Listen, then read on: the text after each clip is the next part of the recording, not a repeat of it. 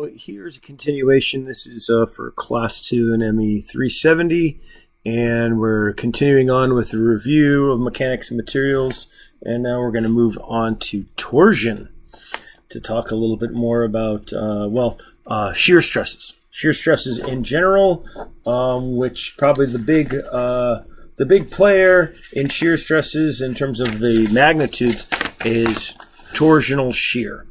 Right. The other shear stresses, generally speaking, depends on the proportions. As you can hear my dog barking in the background. I think my wife just came back from a business meeting. And anyway, torsion causes shear stress. And I think this is a really good figure to take a look at and look at closely. Stress elements and analyzing them can always help us to visualize what's the effect, the cause and effect. Now, I usually use a pool noodle in class, and I don't have one here at home in my my lair. And but here you could see a virtual one, right, where they've drawn a grid onto this, and they're applying a twisting motion onto this. That's what torsion is a twist. And you can kind of see that these stress elements kind of turn from a square into like a rhombus type of shape. That distortion of the stress element is really the effect that shearing has, and we'll talk about shear strain on that.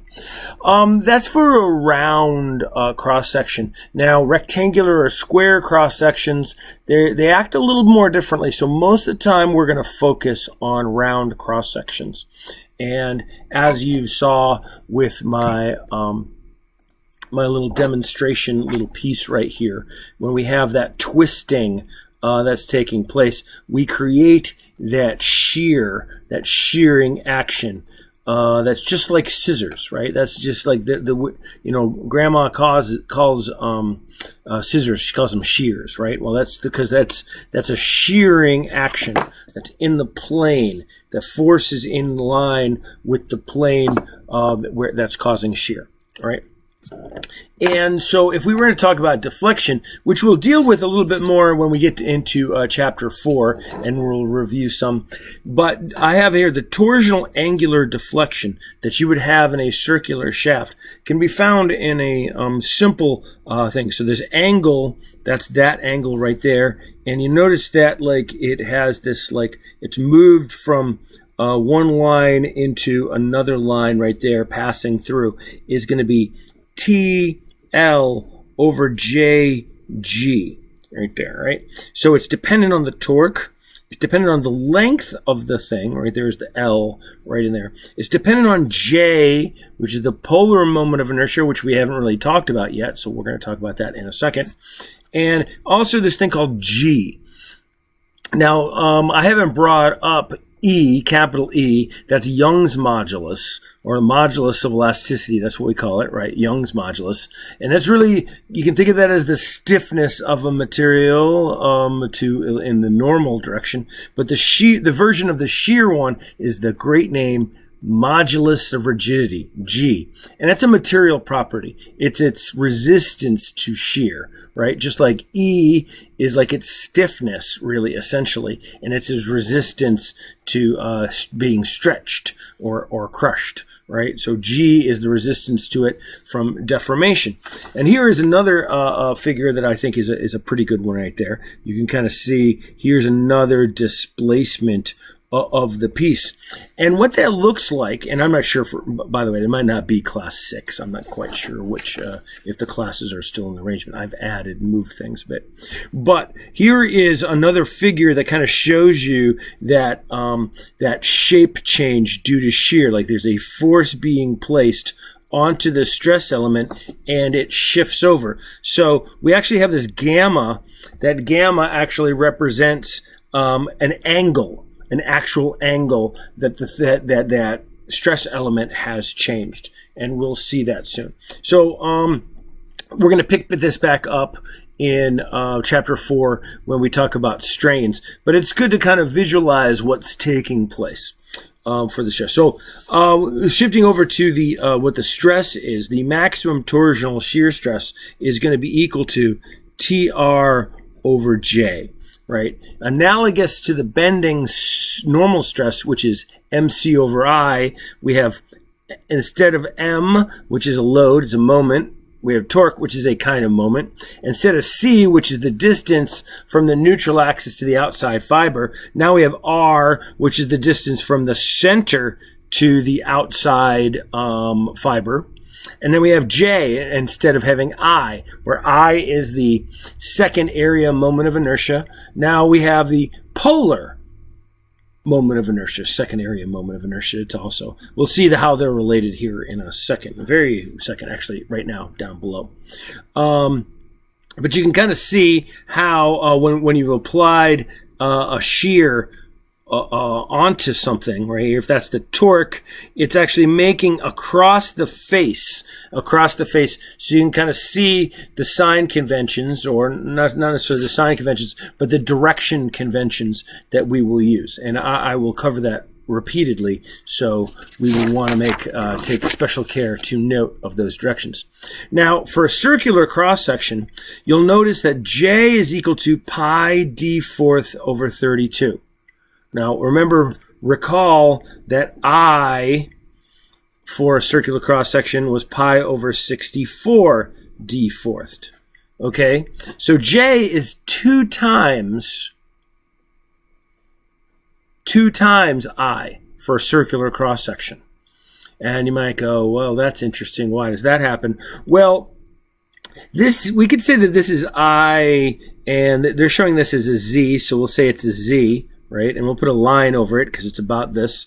Well, that's also going to be equal to IY, right? Because they're symmetric right there.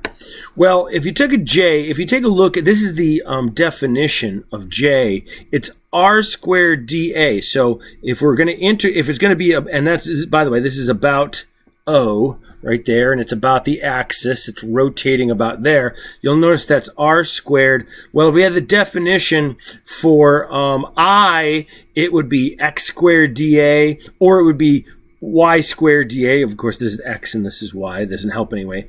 But we know that R squared is going to be equal to X squared plus Y squared. So it makes sense that J is 2 times, it's actually going to be I plus I, right? So it's like, I'm messing up because this is X and that was Z. But anyway, the idea still holds true, that because that's R squared, and the I was based on X squared, or let's say IZ was based on, I guess in this case it would be like Y, it is Y squared, right? And Y would be based on Z squared, right? Because it's the distance from the Y axis, right? So that would be the Z squared in there. Or if it's about the Z, it would be the distance but from the Z axis, which that would be Y squared, right? It would make sense that R squared is equal to X squared plus Y squared, just the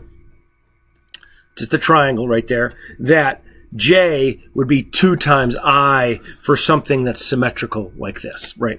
So that's the relationship between them. And in the polar one, we're just taking that distance from the center, which is like this one right here, right?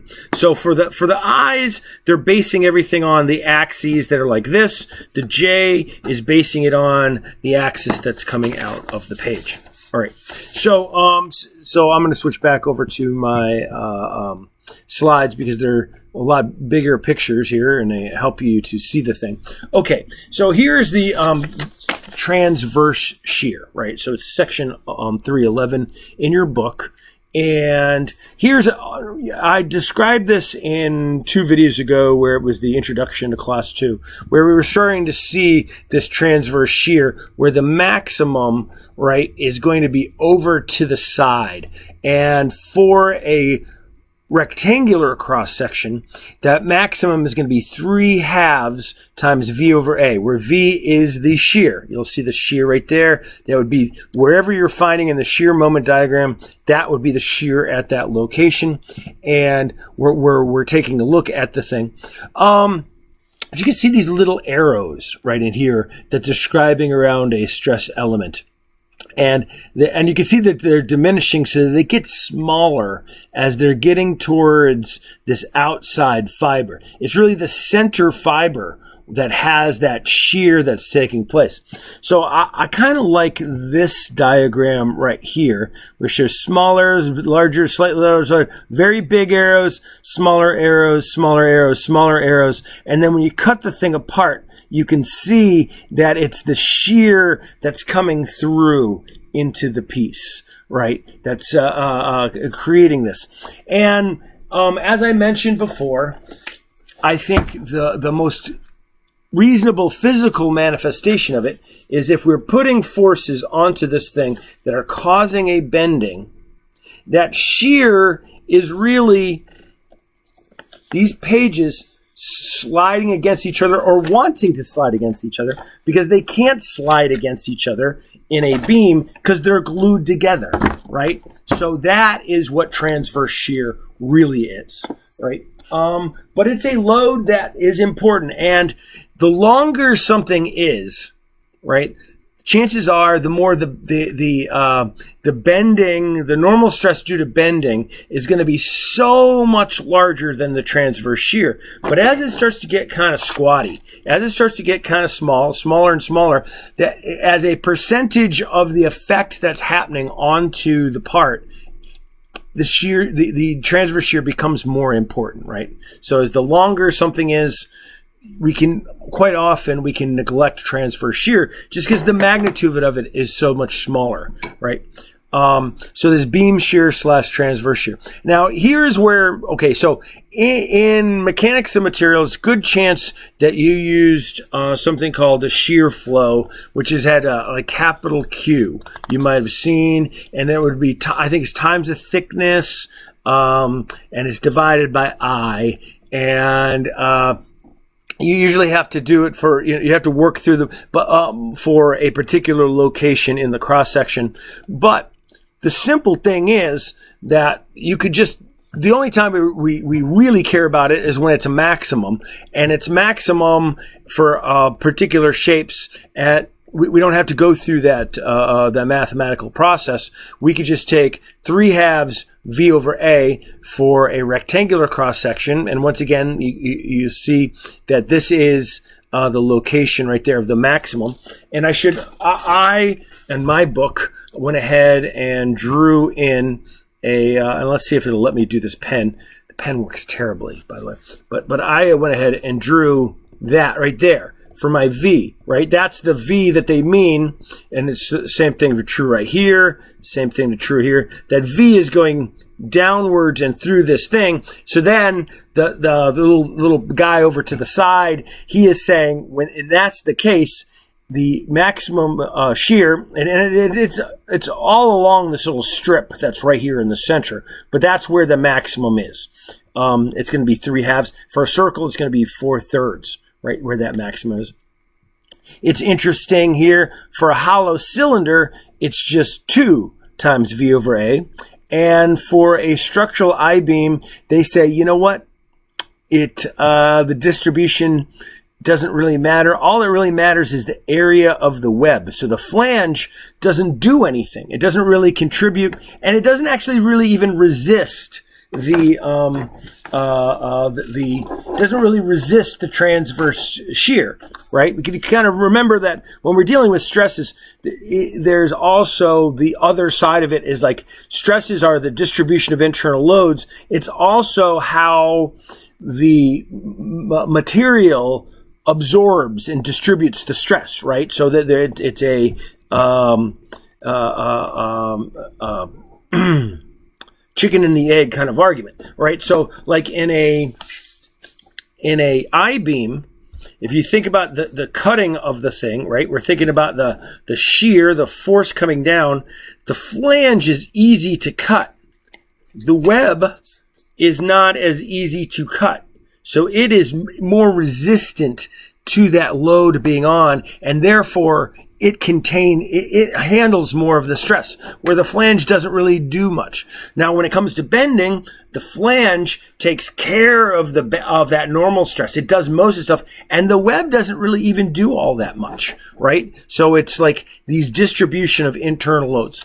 And then I also included some pictures. Let's see, I'll put them up here into the slides instead, for just a reminder of direct shear. As I mentioned in the first lecture, or the first video of this section talking about the review of stresses, you remember that direct shear was really a special case of beam shear, where we just took the supports and we made them very, very close to each other. So we're basically trying to shear in one plane.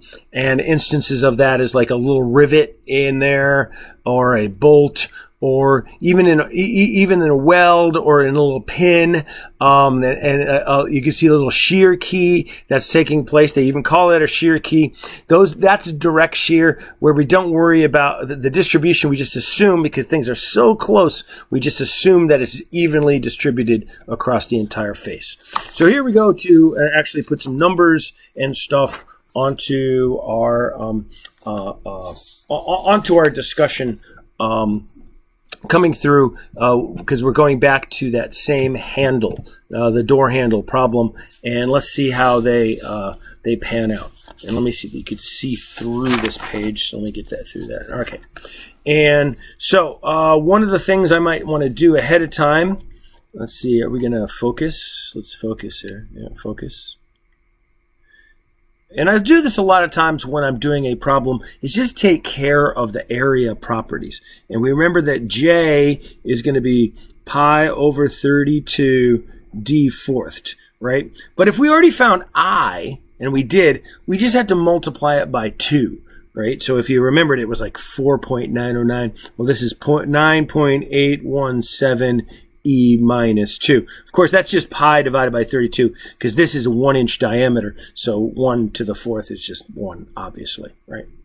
Okay, let's see if I can get this to stop doing that unfocused thing.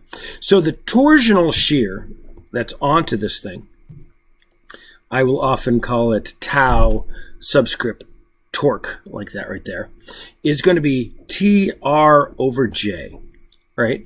And it's going to be equal to, so this is the torsional. This is the one that's creating torque onto the thing, and it's going to be 4,000 inch-pounds, and R is just going to be 0.5, right? So just 1 divided by 2, because that's the radius of the thing, and it's divided by my 9.817 E minus 2, and I didn't give those the units of inches fourthed, right? So if we do that, we end up, when we find that it's 20,370 PSI, pounds per square inch, right? And let's see, did I do that correctly? Yeah, I did everything correctly. Yeah, I think so. Yeah. And because these are inch pounds, and they're multiplied by inches and divided by inches fourthed, right? So the inches and inches, that gets rid of 2 of the 4 inches. That's pounds per square inch. And we will often write that as 20.37 KSI as shorthand. Or the book says KPSI, I know. But trust me, KSI is so much more common, right? And so now if we want transverse shear, we have to be careful as which force causes transverse shear, right? Is it the 800 or is it the 1000, right? So in this case, it's the 1000. Remember, because it's the one that's going along this way. On this, we're looking at stress element A, and it's the one that passes by it, and so that's on. It doesn't pass through it. 800 passes through A, but 1000 passes by A, and therefore the tau tran on the thing is going to be, and it's a circle, so it's 4/3 V over A and that 4/3, that V is 1,000. So I did it right. Yep. And A, I did it previously, but the A is, I should have written it down somewhere, right? And that A is equal to pi over 4d squared, which here is 0.7854 inches squared. And these are probably worth like kind of like just remembering or keeping in your mind, because a lot of times it's easy just to make the 1 inch diameter of the piece. Like, you know, this is a 1 inch diameter piece, right? This has a right here, so that's like 1 inches in diameter. You could even like measure it with their handy dandy ruler that you could see. Oh yeah, that's 1 inch in diameter. Anyway, so a good number to remember, 0.7854, and that's going to be equal to 1,698 psi, right? Or we could say 1.698 ksi. So let's take a look at what these are doing right here. All right, so the torsion, remember the torque is coming along here. So I like to, the torque is coming along that way. So it causes a shear that's in that face, in that direction. Right? But also this 1,000 is also coming across, and it's coming across that way right there, which also has the same direction. We're going to talk about this a lot more in the next class when we combine stresses together, right? So you'll note that they're in the same direction, and I want you to be able to think of it in those terms. Let's just take a little, well, we'll do a little review here in a second. Right, but just take stock of the 4 stresses that are happening on stress element A, and we'll talk about that in the next class as well when we combine stresses together. But let's move on to this next part right here, this next example of transverse shear, and let's see. So if we're taking a look, we have a choice here. We want to find, this is where the stress that has remember, this is where it had the maximum bending stress, right? So now we want to find where the shear stress, kind of in that same vicinity. Or we might even just want to find it where it's the most, right there. Well, what we're going to do is we're going to say that that's going to be, the most is going to be anywhere just to the side of this force right here. All right, so really it's between that force and that force right there. There's a shearing action that takes place with the magnitude of 8.2 kilonewtons, right?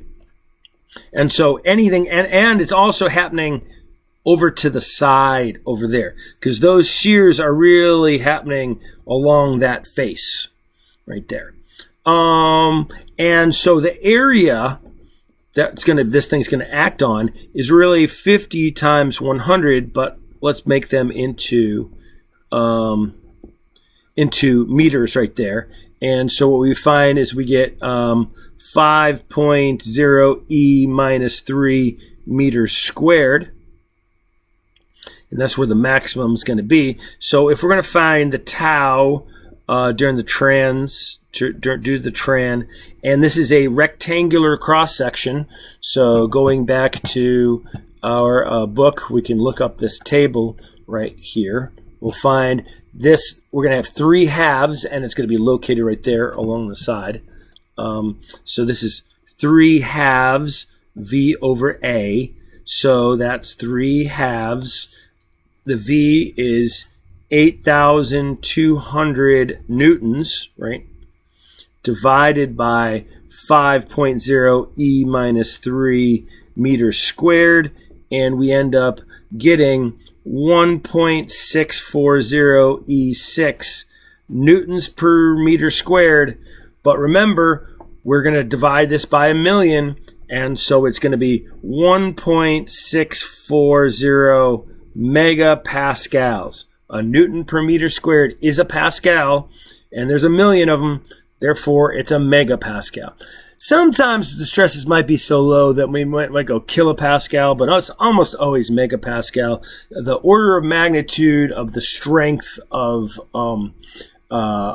many materials is usually right around in the hundreds of megapascals. So that's usually what we use. We will see later on for elastic modulus or the modulus of rigidity. Those are actually up to like 1 billion, so that we go to gigapascals we'll use. But most of the time, when it comes to stresses, we'll use megapascals. I ask you, is there a stress element where the maximum shear stress and the maximum normal stress both act? And the answer is no, because the maximum bending stress is acting up here on the top or on the bottom, right? Whether it's tension or compression. And all of the maximum transverse are right here on the sides. So there's no stress element where both of these things happen. But if you have multiple loadings, like you do on your door handle right here, there is situations where they can add up together. All right, so let's see where we ended up here. Okay, so normally in class, what I would have done is gone a little faster onto things, and I might not have like given you this. I wouldn't repeat necessarily this table. So, like if you recall, this is the table that I had made, right? With going over and trying to compare and contrast and solidify what you already know about these. Essentially 4, because we can really just ignore the direct shear. I just wanted to point out that it exists and that you might have talked about it in mechanics and materials. These are really the 4 main stresses that we're going to deal with in a regular part.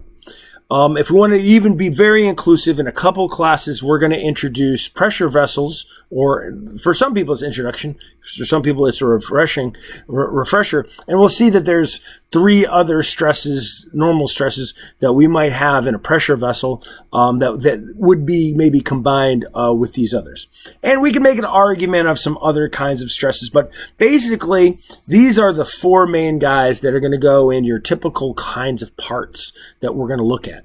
We have 2 normal stresses, 2 shear stresses, and you'll notice that the distribution of them is we have a uniform, we have a linear distribution. Remember that bending and torsion are kind of similar to each other in their overall form, right? They're different in how they actually act. And we can kind of see, we want to keep these pictures in our mind, keep these equations in mind, keep these pictures in mind, and think about what this is all about, the distribution of internal loads. Okay, so let's take a little refresher here and go back a second to the kinds of stresses that we just experienced, right? So I'll use this page right here, right? So we had normal stress, right? We had axial in this little loaded door handle. We had axial, which was, let's see, I'm going to do KSI, right? So we were 1.91 KSI. I'll only go 3 sig figs, which I usually do with answers when we're done.